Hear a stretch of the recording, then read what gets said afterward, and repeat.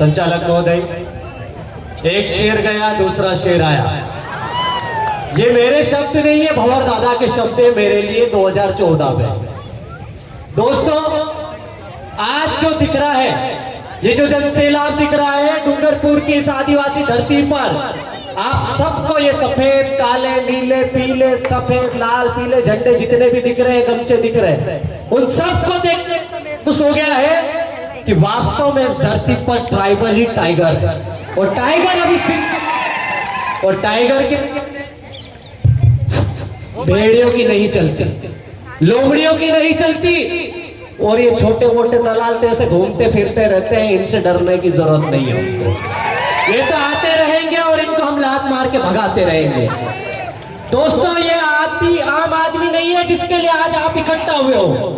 4 प्रदेश जिसको हम भील प्रदेश बोलते हैं, ये सिर्फ राजस्थान नहीं रही, गुजरात महाराष्ट्र से लेकर पूरा संपूर्ण राजस्थान, मध्य प्रदेश जिसमें शामिल है, इतने राज्यों के एक आदिवासी इकट्ठा हुए यहाँ पर। ये मात्र एक टेलर दिखाना है। अभी पूरे देश के 10.5 करोड़ आदिवासी बाकी है। यदि आप नहीं संभलते हो, नहीं सुधरते हो, तो बिरसा मुंडा याद दिला देंगे, टंट्या भील याद दिला देंगे, और ये राणा पुंजा भील की धरती है जिसने मेवाड़ राज्य दिलाया, उस राणा पुंजा भील की भी याद दिला देंगे आपको।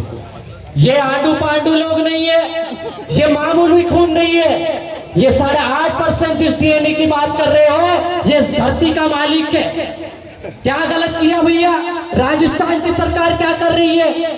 महेंद्र भाई ने पूछा, मैं भी वही सवाल पूछना चाहता हूँ। इस प्रदेश की सरकार एक तरफ जब कन्हैया टेलर की मृत्यु होती है, उसका मर्डर होता है, तो घर पे जाके 1 करोड़ का चेक दे के आते हैं, रातों रात मीडिया पहुंच जाती है, पूरा प्रदेश बंद हो जाता है, गांव बंद हो जाते हैं, लेकिन वहीं पर एक दलित आदिवासी युवक 3 साल का बच्चा छात्र मर जाता है, पानी पीने की गलती करता है गैर आदिवासी की मटकी पर, तो उसके लिए कोई नहीं जाता है।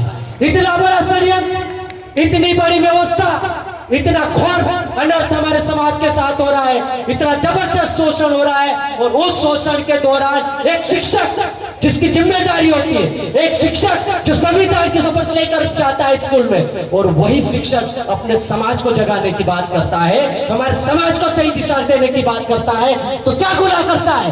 यदि भंवरलाल परमार ने समाज को जगाने की दिशा में काम किया है और उसने गुनाह किया है, तो नितेश अलावा भी ये गुनाह 1000 बार करने के लिए तैयार है। और मैं आपको बता दूं, पूरे भारत देश में मुझे लगता है अभी ये 2 ही केस हुए।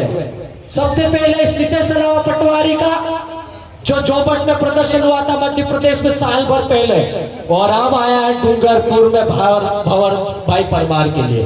तो ये आंडू पांडू चीजें नहीं है, ये छोटी मोटी बात नहीं है। समाज जाग रहा है, समाज की बहन बेटियां जाग रही है। आप किसी मंदिर के लिए उपास नहीं कर रही। आज ये जितने भी लोग बैठे हुए हैं, ये सब भंवर दादा के लिए उपास करके बैठे हुए हैं। आज किसी मंदिर के लिए नहीं बैठे हुए। ये भूखे प्यासे छोटे छोटे बच्चे, हमारी बहन बेटियां और बहनें हमारी संचालन कर रही है।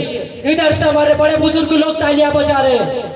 ये कोई भाड़े की भीड़ नहीं है, ये पैसों से लाई गई भीड़ नहीं है। हम सुबह 5 बजे से निकले हैं, महेंद्र भाई कल भोपाल से 9 बजे से निकले हैं। ऐसे कितने अनगिनत लोग हैं जो सैकड़ों किलोमीटर दूर से निकले हैं। काहे के लिए भाई? हमारे बाप का लुटारा था क्या यहाँ? नहीं, ये पूरे देश के आदिवासी के बाप का सवाल है। भंवरलाल परमार मात्र एक आदिवासी नाम नहीं है, वो सिर्फ वैचारिक गुरु नहीं है, वो आदिवासी समाज का एक बेटा है। होनहार खून है, बिरसा मुंडा का खून है, टंट्या भील का खून है, राणू त्रिजी भागेरे का खून है, राणा पुंजा भील का खून है। और ऐसे जब खून हमारे समाज में, हमारे शरीर में दौड़ता है, तो किसी को बुलावे की जरूरत नहीं पड़ती है। दीदी ने चिट्ठी देने की एक इशारा कर दिया है। मैं अपनी बात जल्दी ही विराम करता हूँ, खत्म करता हूँ, लेकिन जाते जाते कुछ शब्द मेरे दिलो दिमाग में जो बार बार आ रहे थे, बार बार आ रहे थे, बार बार आ रहे थे। ये जो कलेक्टर कार्यालय है, ये किसके टैक्स से चलता है? किसके टैक्स से चलता है? आप हम सबके टैक्स है। उसमें गरीब भी देता है, मजदूर भी देता है, दलित भी देता है, पिछड़ा भी देता है, किसान भी देता है, एक उद्योगपति भी देता है, एक शासकीय कर्मचारी अधिकारी भी देता है। उस टैक्स के पैसे से हमारे जिले में किसकी पदस्थापना होती है? हर एक अधिकारी कर्मचारी की। लेकिन हम जब ज्ञापन देने आते हैं तो ये लोग नहीं सुनवाई करते हैं। लेकिन कोई चड्डी फड्डी वाला आ जाए तो फटाक से एफआईआर कर देते हैं। भाई क्या कारण है भाई? यदि तुमने समाज के टैक्स से नौकरी की है, तुमने समाज का पैसा लेकर पद स्थापना ली है, संविधान की कसम खाई है, तुमको बाबा साहब की भी कसम। और ये आदिवासी समाज है ना, बददुआ बहुत बुरे देता है। सुधर जाओ, संभल जाओ, नहीं तो ऐसे श्राप देते हैं हमारे लोग तो पहले बंदूक में से गोली भी नहीं निकलने देते।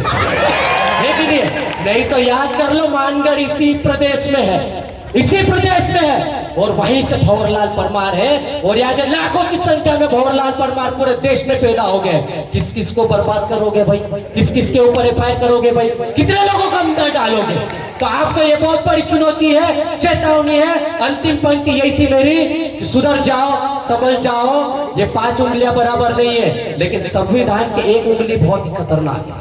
ये बाबा साहब को बोल रहे हैं, ये इसी उंगली से लिखा है संविधान। और ये देश संविधान से चलता है, किसी धर्म ग्रंथ से नहीं चलता है। तुम्हारे बाप दादाओं से पूछो, उससे पहले कोई था क्या? तो इस चीज पर अमल करो।